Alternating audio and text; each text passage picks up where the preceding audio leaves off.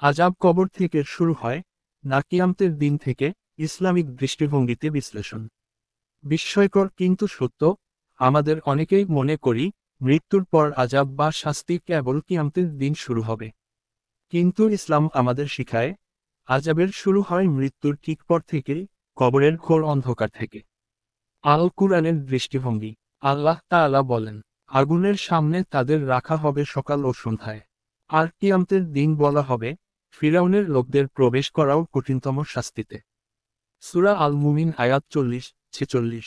এই আয়াত থেকে বোঝা যায় কিয়ামতের আগেই সকাল ও সন্ধ্যায় কাফেরদের কবরের ভিতরে আগুন দেখানো হবে বা অনুভব করানো হবে। অর্থাৎ আযাব শুরু হয় কবর থেকেই। হাদিসের আলোকে কবরের আযাব।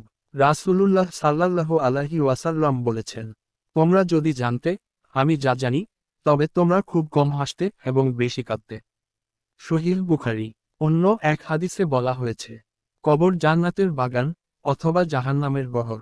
তিরমিজি। অর্থাৎ মুমিনের জন্য কবর শান্তির জায়গা, আর গুনাহগার বা কাফেরদের জন্য কবর আযাবের শুরু।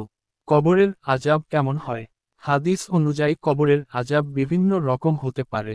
কবর চেপে ধরা, অন্ধকার ও সংকুচিত কবর, আগুনে জ্বালা, ফেরেশতাদের দ্বারা কঠিন প্রশ্ন, সঠিক উত্তর না দিতে পারলে মার।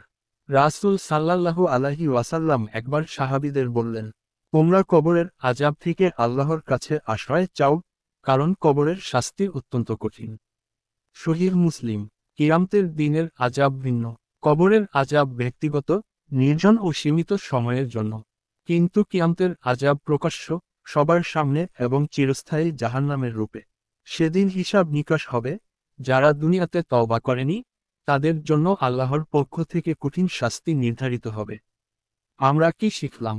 মৃত্যুর পর ঘুম নয়, বরং একটি নতুন জগতে প্রবেশ, যেখানে কবর হয় শান্তির ঘর, অথবা শুরু হয় গুনার মূল্য চুকানোর একাকী কষ্ট। আযাব কবর থেকেই শুরু হয়। কিয়ামতের দিন সেই শাস্তি পূর্ণতা পায়। আমরা কি করব? প্রতিদিন আল্লাহর কাছে কবরের আযাব থেকে আশ্রয় চাইব। নিয়মিত তওবা করব। নামাজ ও গুনাহ থেকে বাঁচতে সচেষ্ট থাকব। মৃতদের জন্য দোয়া করব, যেন আল্লাহ তাদের কবরকে প্রশস্ত করেন। শেষ কথা, মৃত্যু অনিবার্য, কিন্তু কবরের অবস্থা আজই গঠন করা যায়।